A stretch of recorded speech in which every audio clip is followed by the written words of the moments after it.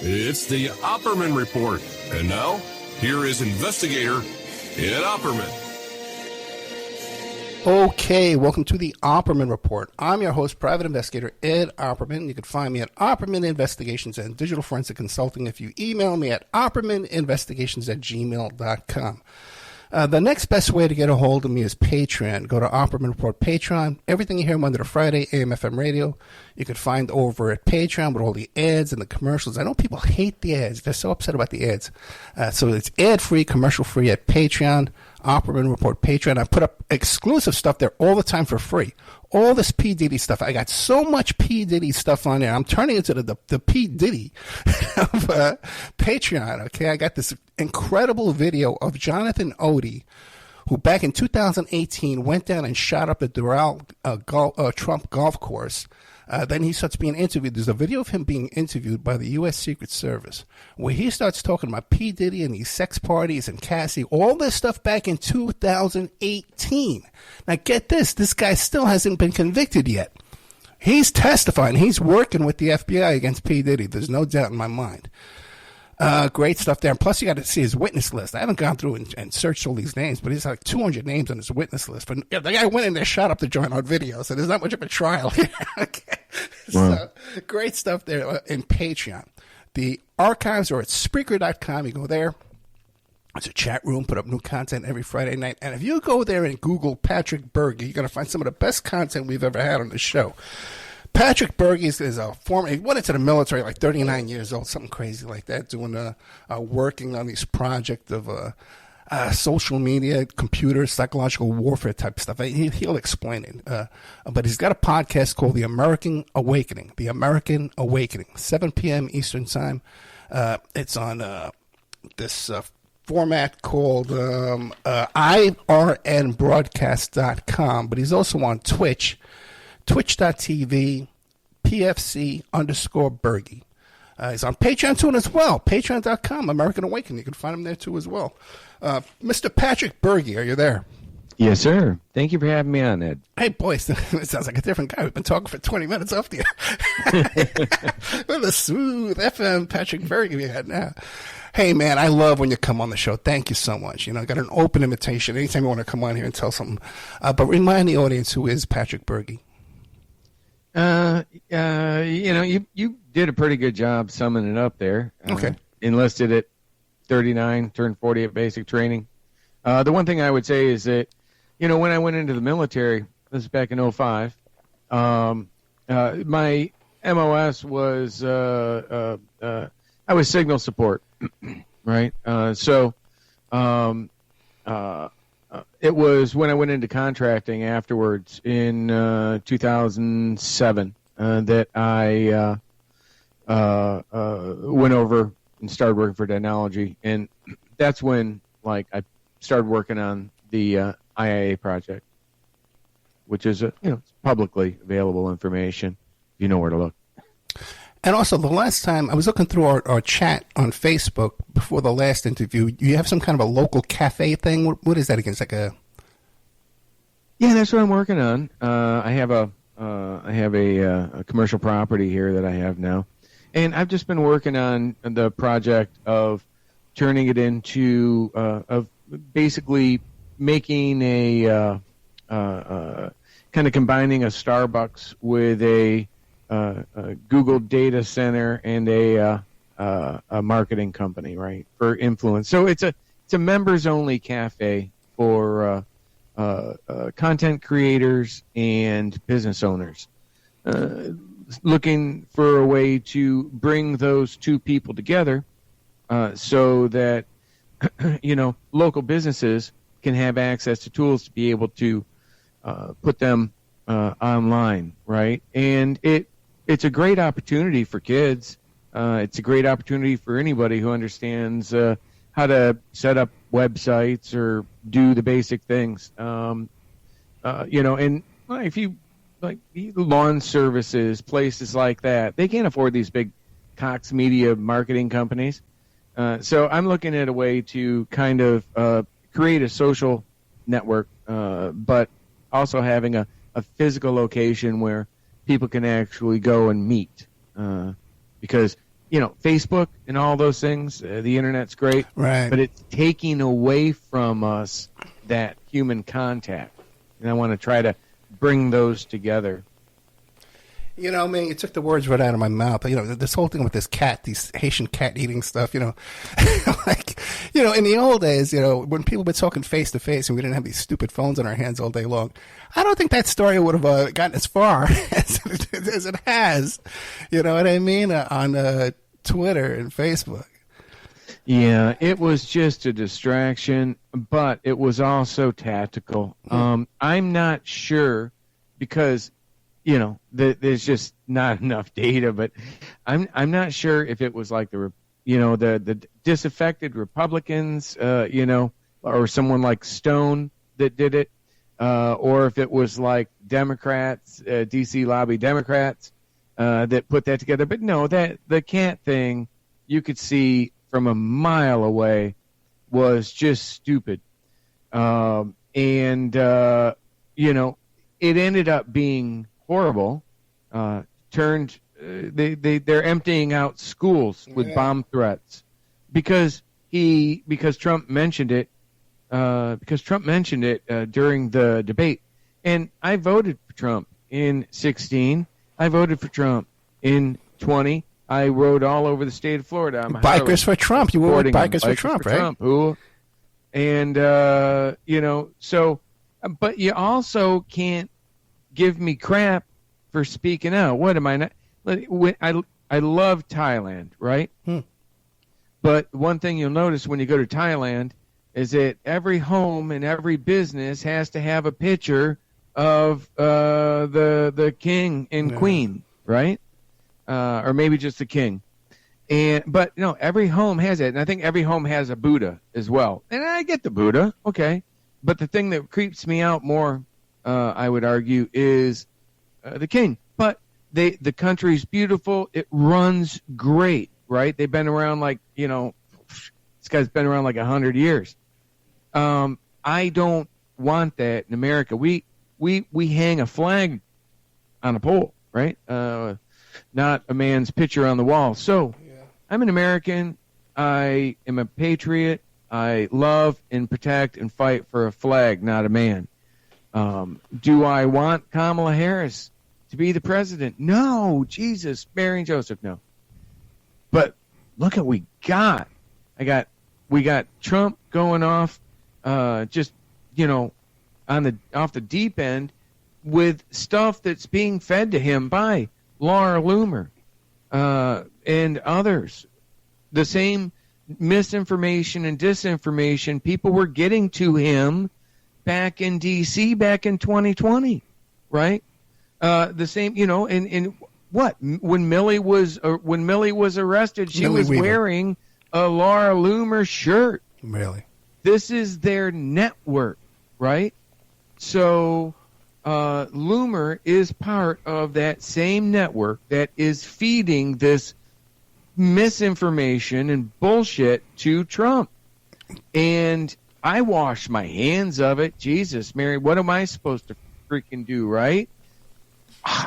But it doesn't mean that it's not happening, and it doesn't mean it's not the same thing by the same group of people happening right now that did it back in 2020.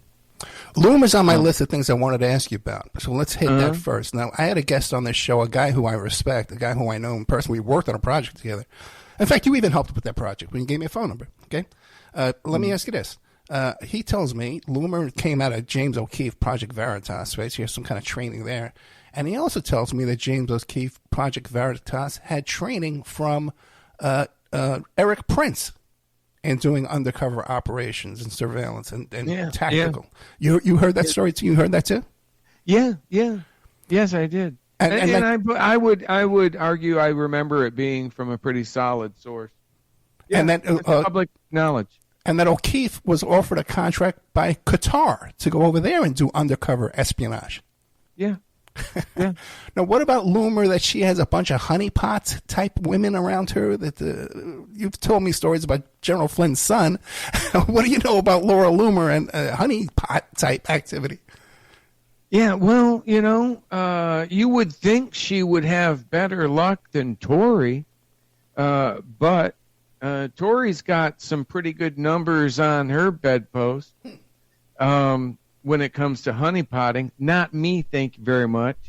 But since she's been on the hunt. And but no, they do. They go out. They can't do it alone. They usually try to get around people that have credibility because they've lost all theirs. And it's the same damn people. Yeah. Everybody's Trump. He's like, he has trouble acknowledging that he lost.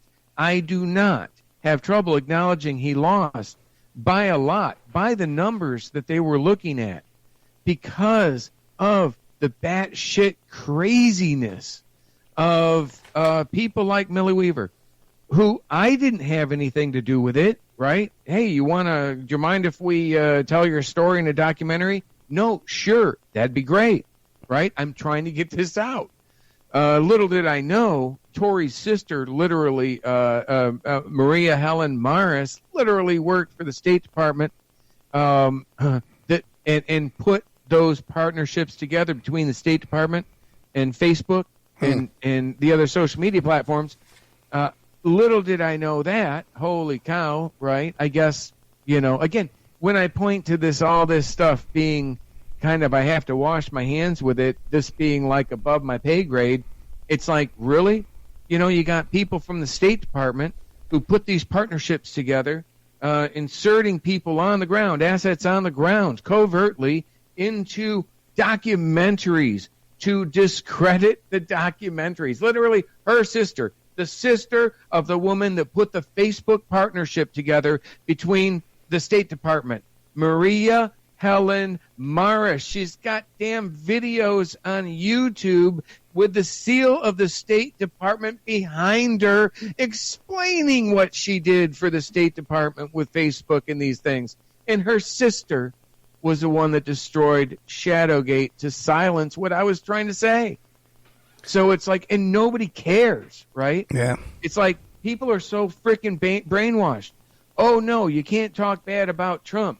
Why? Because he's acting completely batshit crazy. Somebody, like if you're someone's friend and they're doing something or saying something really stupid that's going to get them hurt, yeah, it's kind of your responsibility. Maybe you want to speak up. Dude, you sure about that? But, a complete stranger, I'd probably just let him do it and go on, But this is somebody that you want to be president. Patrick, we're 15 minutes in, and already I've had to jot down the time 3 times. Remember the no obscenity rule? Oh, did I say a bad word? Yeah, 3 times, bro. But that's okay. Oh, my God, I'm so sorry. I know. Don't worry. Move on. Now, what about where does all this funding come from? Now, these guys, do you think they're a controlled opposition, or the funding is coming from Russia? We see with Tim Pool. They're definitely controlled. Definitely controlled. It's hard to. They get a help. They get a hand up. They get either funded to get their platforms started, or they are introduced into their already existing network to allow their existing network elevate their new platform to give them, to their as an influencer.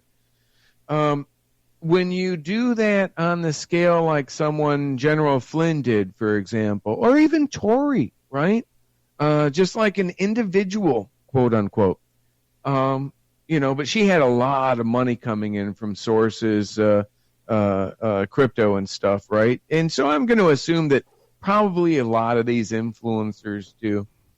And they get paid money to discredit people, to destroy reputations, things like that.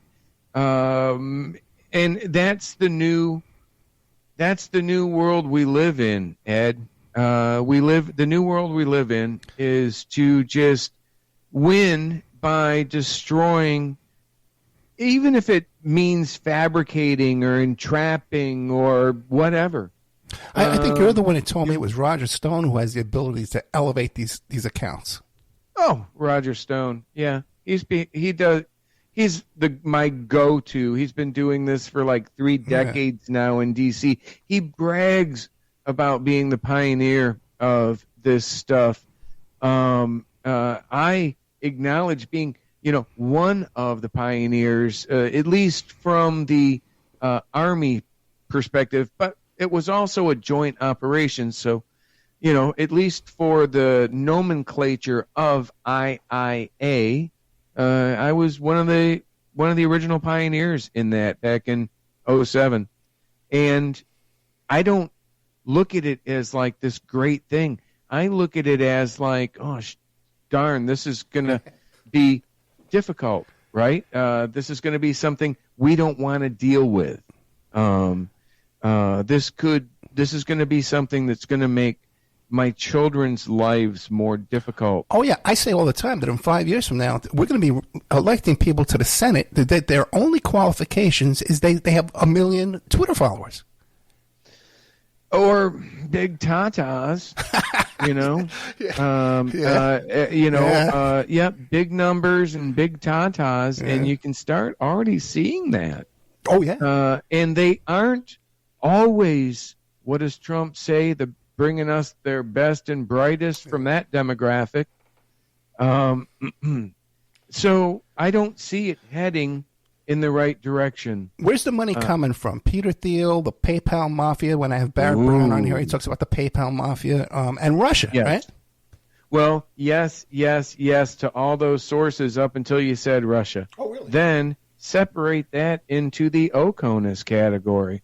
So you've got multiple organizations, not to include your grassroots organizations, but you've got the McChrystals, who are with their Defeat Disinfo, who are running IIA operations for the Democrats, putting tens of millions of dollars directly into online influencers to push certain narratives. And how do they do that? They build predictive analytics. They scrape social media, social networks. They build predictive analytics. They put people in categories, and they reach out to them if they rank to a certain level, and they have a certain amount of followers, and they will, at that point, engage with them in using non-disclosure agreements and MOUs, memorandums of understanding, to have them basically provide a set of deliverables, monthly set of deliverables, right? And it's going to be whatever the people who are paying for that deliverable want. Now, then go ahead. In the case of Tim Pool, we can see him reading talking points. He doesn't even know the names. He can't even pronounce them.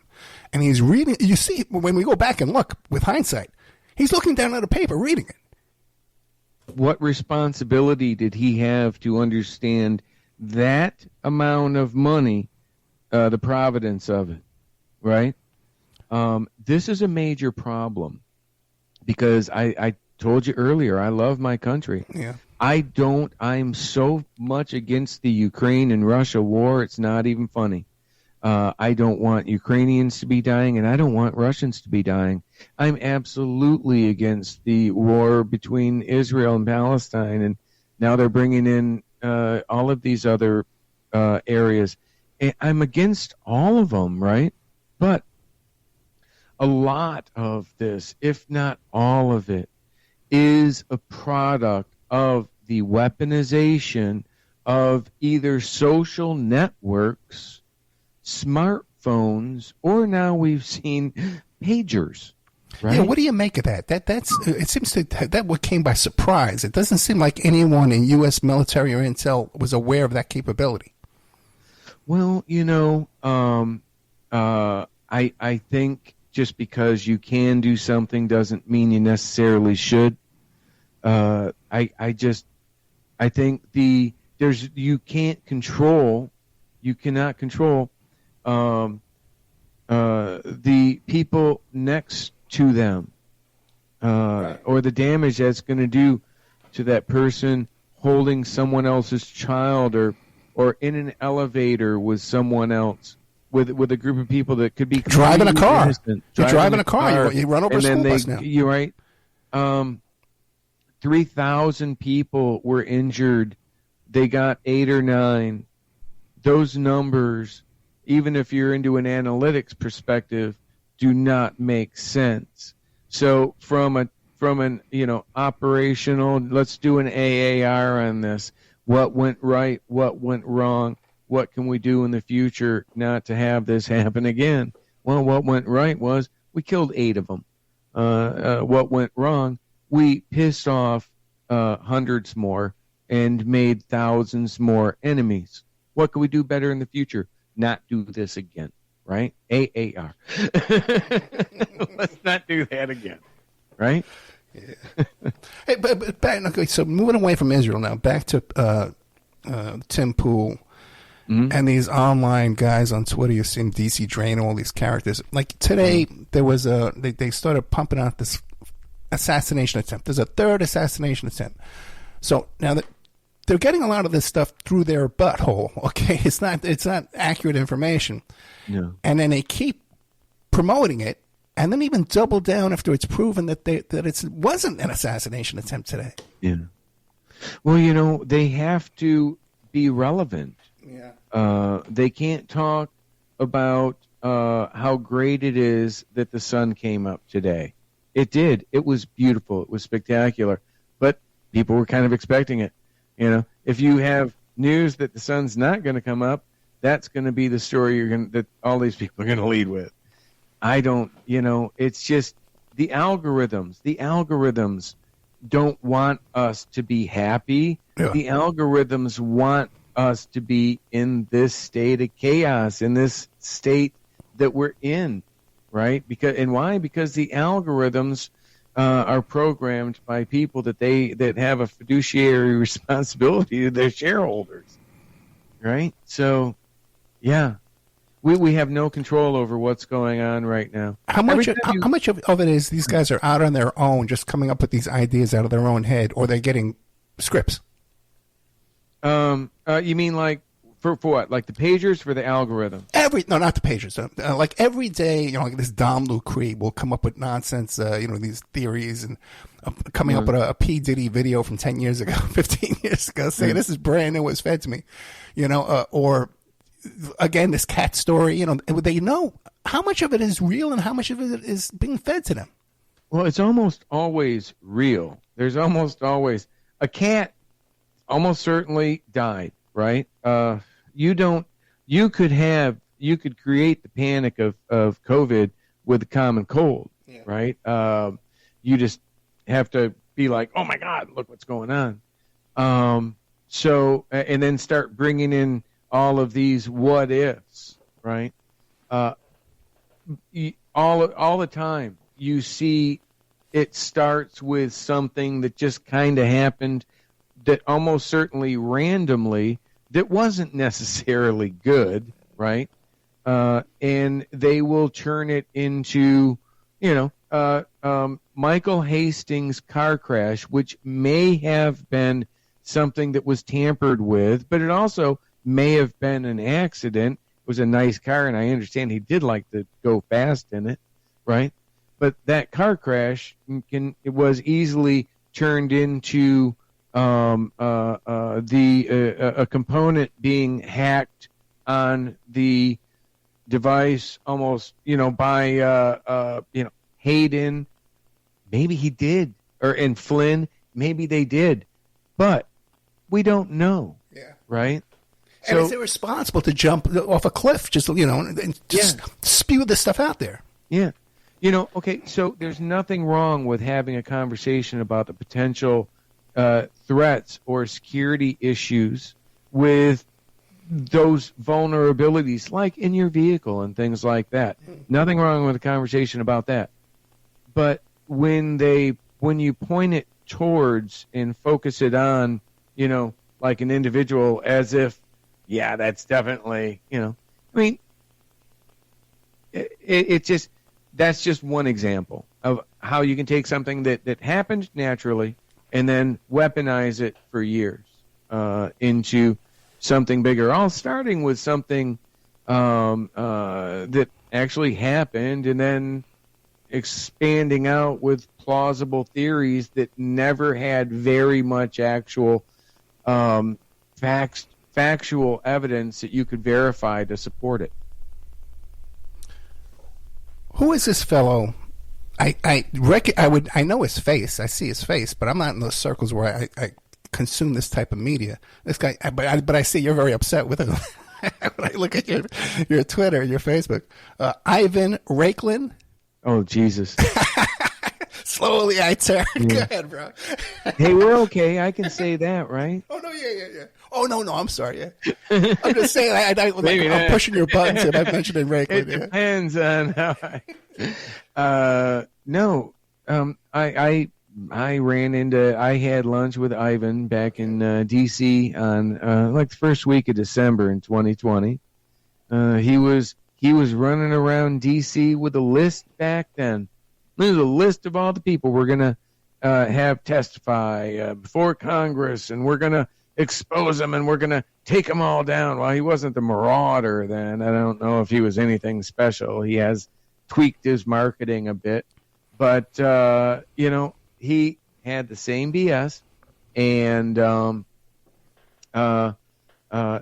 he put me on that list to testify before Congress, and I told him when he did it that I didn't believe him, but that I would just be, please, surprisingly amuse me and actually make it happen. But I looked right at him and I said, but don't think I'm not stupid, right?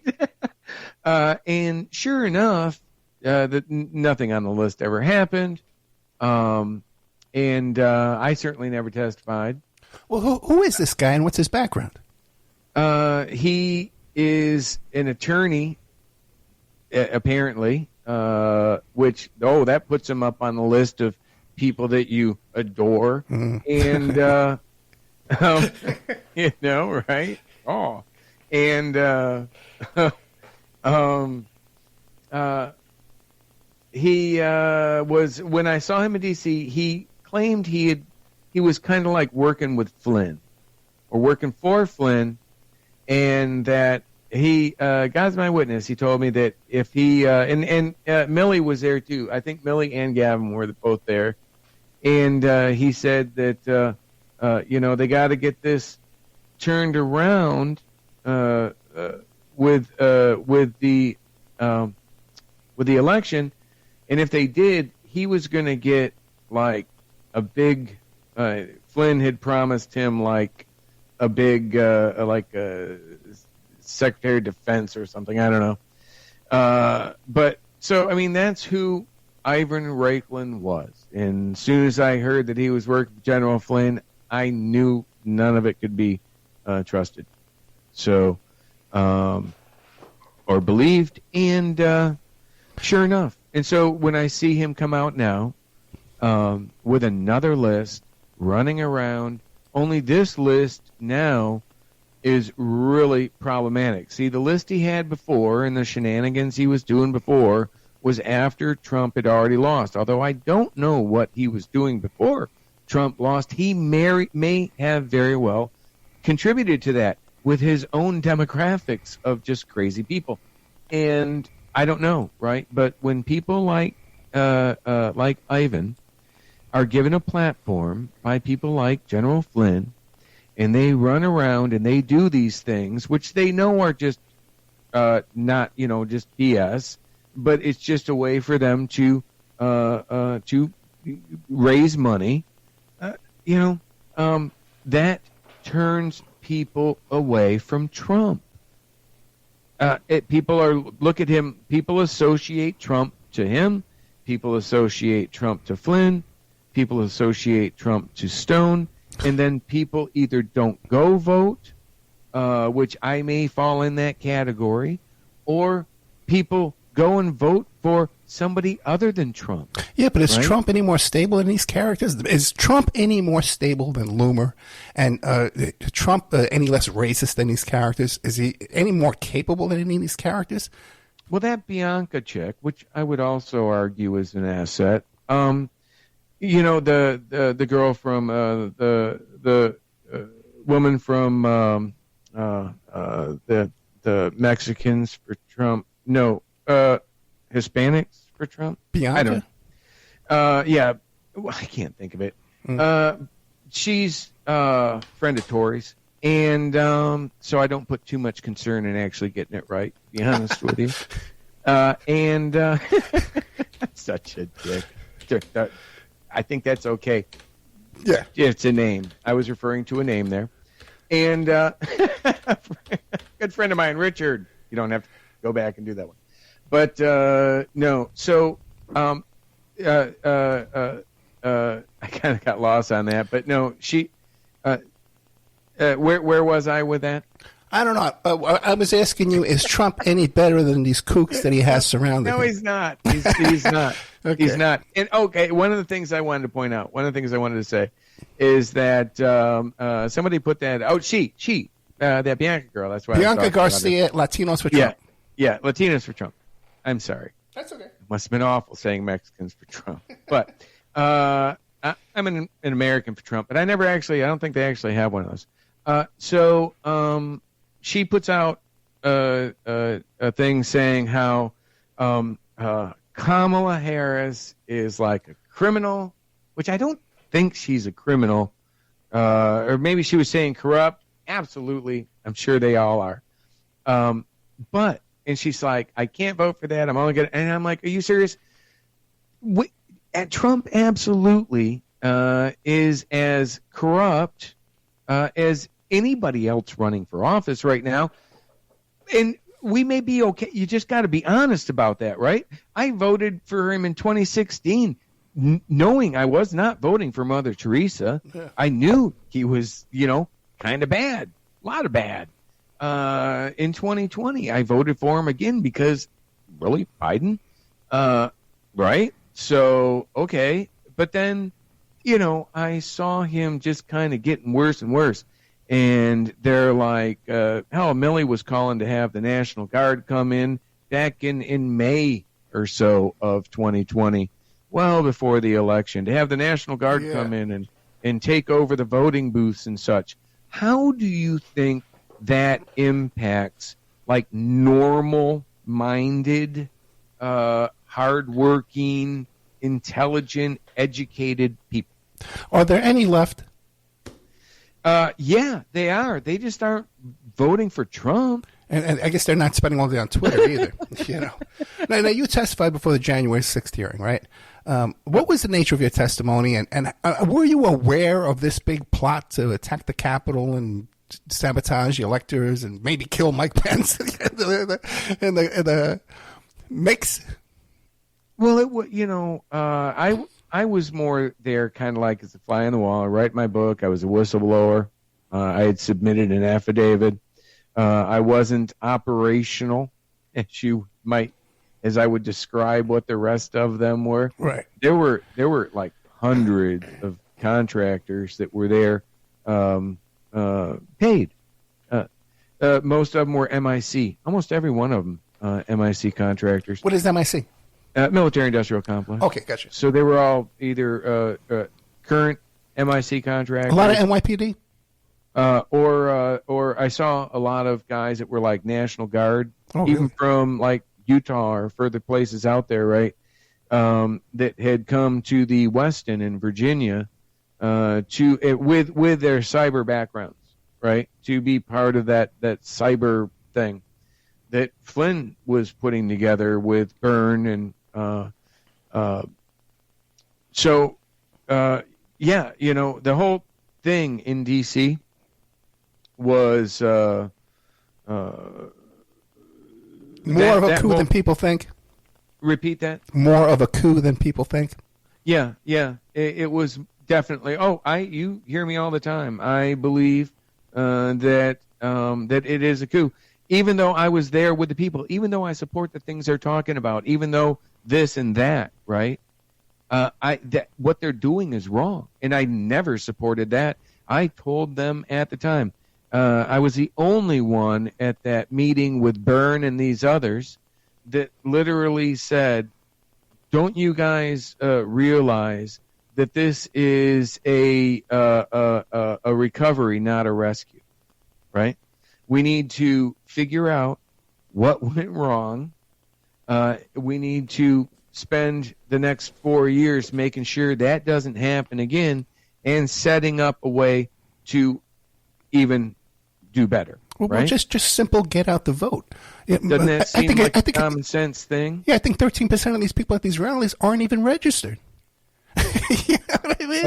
It trumps. Yeah, it's entirely possible, right? Well, that guy with the long hair, that kind of gay guy, who's doing all the registration, and he admits it. 13% at the rallies aren't registered. Well, there you go. That's spectacular. Yeah. That's awesome. But but look at Taylor Swift. What percentage? Although she's apparently actually gotten a lot of people to actually register to vote. Yeah. Don't know if they will, but she fills massive crowds, right? I found it interesting that she was. She was discovered by Toby Keith, and Toby Keith was discovered by my boss, General Jones. So, Toby Keith is a country music guy. Yeah. Huh. He discovered. So What do you think of this Mike Lindell guy? Mike Lindell? Yeah. That poor man. Yeah. That poor man. His brain's got to be fried from too much crack and shit. Yeah. Stuff. And I think he was just targeted because he's probably a very simple man to manipulate. They would probably see that. You would probably find the data to support that people who were recovering addicts and such are going to be highly susceptible, even like alcoholics and such, are going to be highly susceptible to manipulation. If you're extremely religious, you're going to be obviously extremely susceptible to believing in things that you can't see, feel, or touch, right?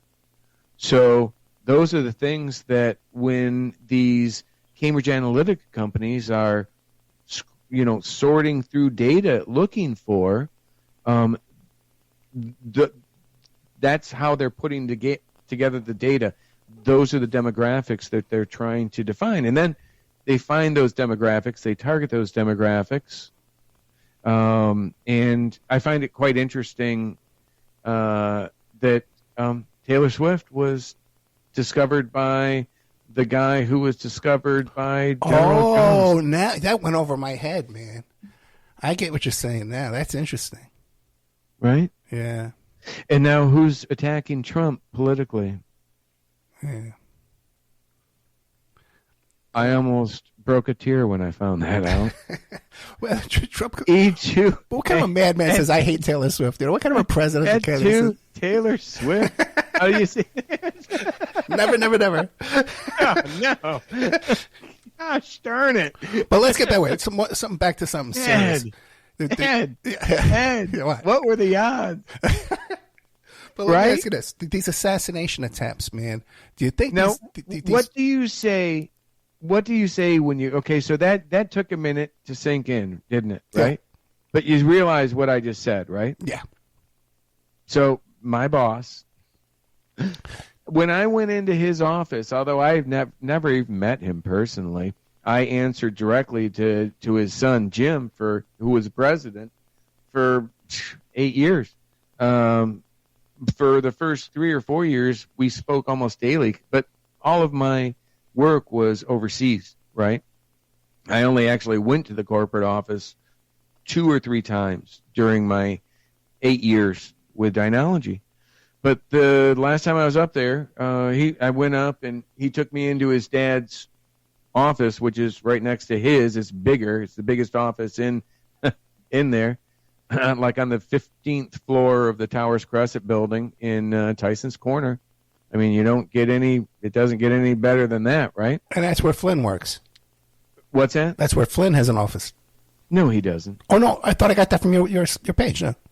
What's that? I thought I got that from your Facebook or your Twitter that you said that Flynn had an office. You met with Flynn at Tyler Square.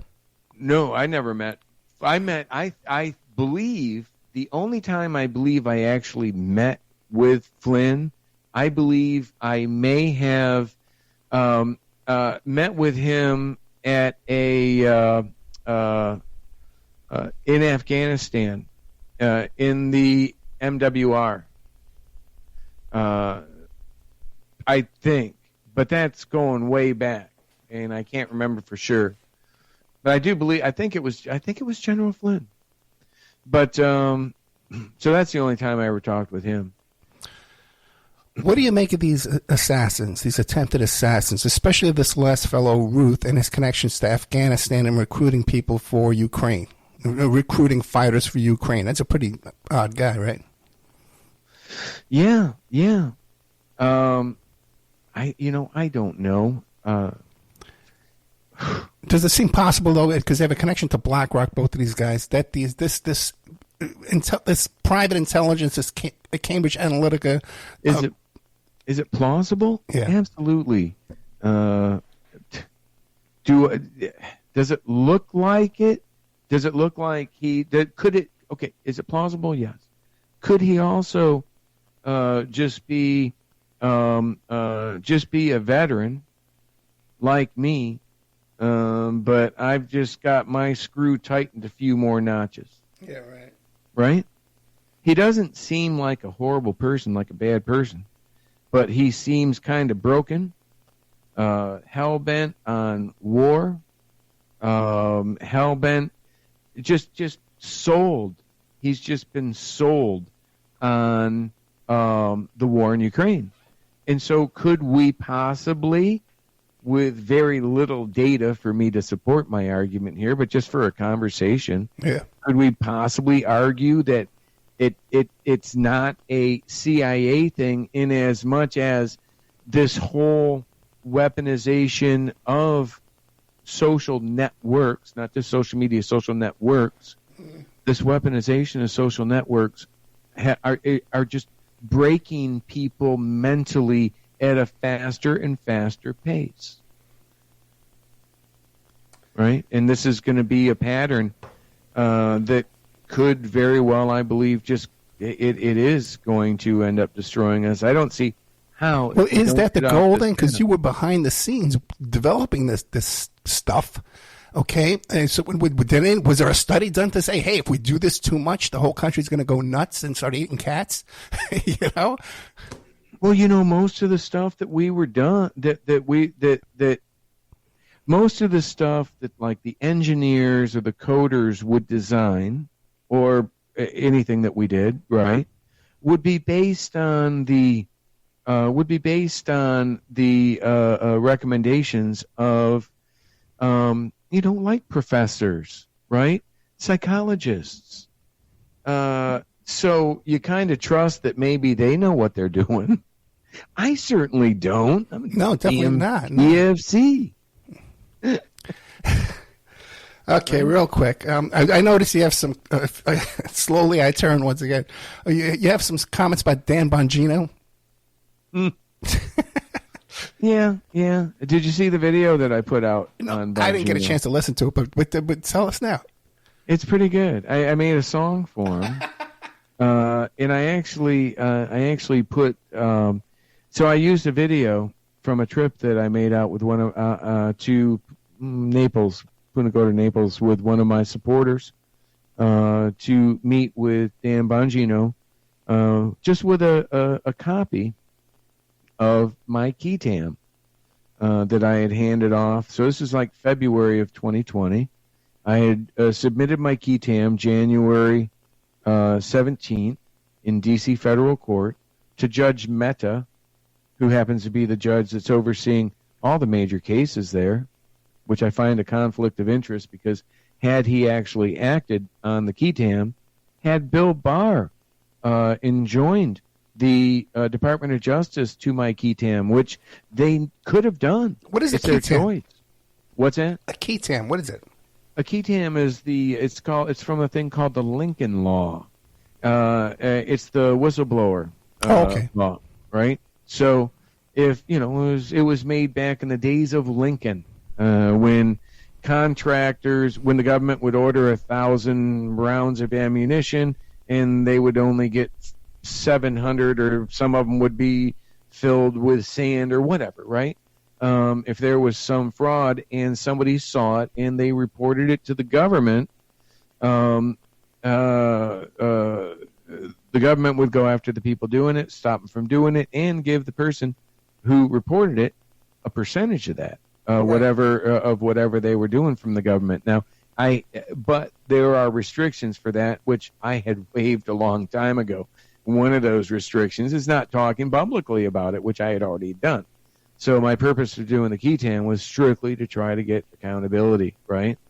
And so after that, in February, one of my supporters flew into town, and we drove up to Naples she had spent $450 a piece for us to get the VIP Dan Bongino experience at his book event.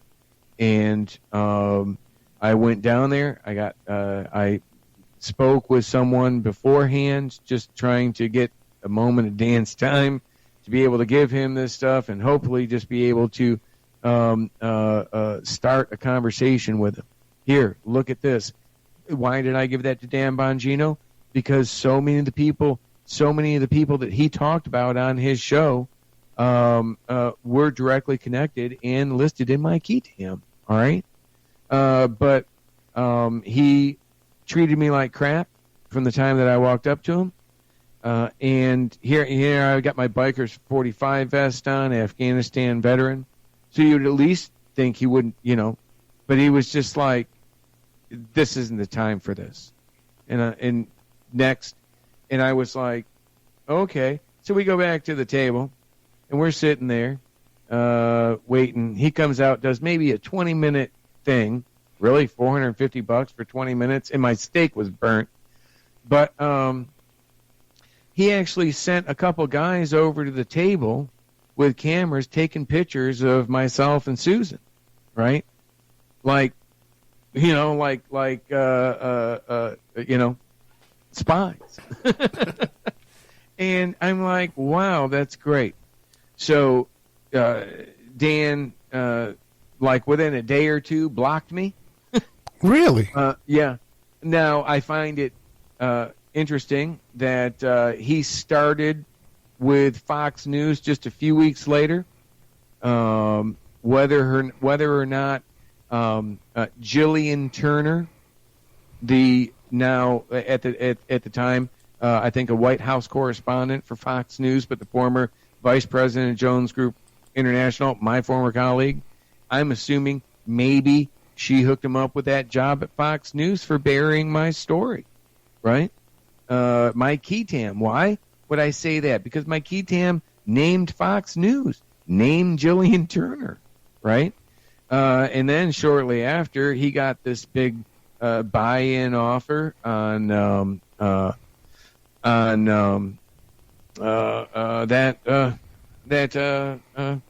platform that they had launched, right? So that went under and was basically used to, as a comms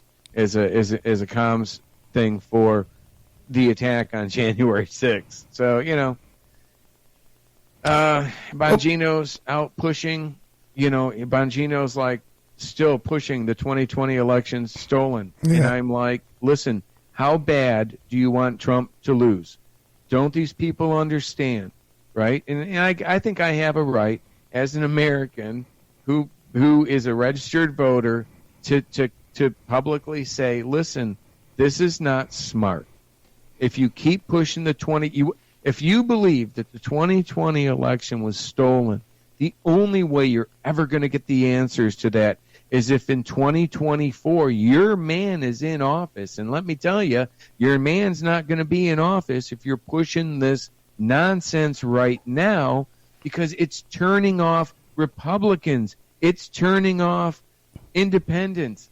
Democrats were already turned off, but they're even more turned off. he attacked Taylor Swift's ass. So now you got. Did he really? Was that real? That could have been fake. Yeah. But he did say he hated her. He hates her in the middle fake. of the night. Yeah. Right. That wasn't fake. So just by the way, if he posts an all caps tweet of X of I hate Taylor Swift, right? Do you, when something else comes out that says she doesn't have an ass, she's got a flat ass, right. Do you even say to yourself, do you even question that's him? Right? That's like totally something he would put out. So I'm like, sorry. It doesn't matter. Once you start doing stuff like that, even if you don't do it, people are going to put it out there, fake, and the people that your supporters are going to believe it, even if it's not true. Why? Yeah. Because you just did it 5 minutes earlier, only a slightly bit different. Like putting P. Diddy's face on Montel Williams next to Kamala Harris, saying that she dated him too. Or using, caps or no caps. Right. I mean, it still says, it's still awful what it says. And the crazy thing is he's already got that vote. He's already got that extreme conspiracy, you know what I mean? Weirdo vote. Yeah, he's got that vote. He's never going to lose it. Listen, he needed them to get through the attacks of DeSantis and others. He needed that team of sociopaths to just do anything, say anything without any bounds to take out anybody that would threaten him for this run. That's why he's the candidate. Not because he's the most qualified, but because he's got the largest group of people that have no moral or ethical bounds whatsoever. And they will lie. They will fabricate. They will do it in a very coordinated and tactical way. Yeah. And they'll be like, wow, a new check. That's great. Let's go cash it. And they won't even care. They won't care what they're doing to us, right? Here in our country. Don't poop where you eat. We've been talking to Patrick Bergy, the American Awakening, 7 p.m. Eastern Time every Thursday, it is, right? Yes, sir. As a live chat, you get the videos on Twitch TV, PFC_Bergy, X.com, IRNbroadcast.com. You could find it there too as well. And he has a Patreon called American Awakening. And the last couple of minutes, Mr. Bergy, and I love having you on here, man. You really do. Just, you don't hold back, man, What would you like to leave us with? I don't know. I appreciate you having me on here. It is okay. Yeah. Let me pose this, right? We're talking about the stuff we're talking about today. Every time you put in a query, every time you put something into Google, think about this, right? Every time you put something into Google or MSN or whatever you do, when you're looking for an answer, whether that question is 2 + 2 or whether that question's like much bigger, right? Or something new and relevant in the news, the algorithm is going to, before providing you the page with the answer or the answer, it's going to look at your profile and determine what is going to provide you the greatest experience that is going to have you return as a customer, right? So they don't really even necessarily so much care about like the $100 or the $1,000 that law firm might pay when you type in a certain keyword. I'm looking for this attorney, right? They want you to have the best experience. So when anything you type in is going to take you to the answer you're looking for based on what it determines as your predictive profile, right? So we are all living in this box of our own profiles being fed. And, I can put in the question of 2 + 2 and Ed can put in the question of 2 + 2. And, yeah, we'll get different results, yeah. we'll get the same results, but the page that it's displayed on will be different, right? 100%. The ads that come up will be different. The color of the background of the page might be different to fit what the algorithm believes is going to provide us with the best experience, right?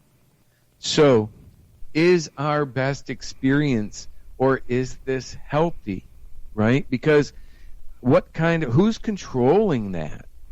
See, that I think that's one of the reasons, and that's completely separate from the just you going to a page, right? Like you scrolling to something, or you go through you go to Facebook. That's different than the algorithms that Facebook's feeding to you. And of course, when you type in something in Facebook, right? It's going to give you an answer based on whether you're allowed to see that content or not, right? And on your profile, everything is being done. Everything we do, we are living in the world of unlimited information. Yet all of that information is being kind of containerized within our own personas, our own profiles. And how are we ever going to... That's why I think we're starting to get back into these groups like, black against white. At least on social media, I don't see it, or I haven't seen it so much in the public around me, but that can change, right? Yeah, that's so true. I see racism worse today than it was 20 years ago. But Mr. Patrick Bergy, we are out of time.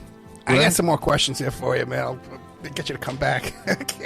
Awesome. I want to talk to you about Andrew Tate, too. Patrick Bergy, once again, check this guy out. Great. Follow him on Twitter, too. Again, what is that? PFC on PFC Twitter. _ PFC Patrick Bergy on Twitter, too, as well. Great content there every single day. Thank you so much, my friend. Thank you, Ed. Bye.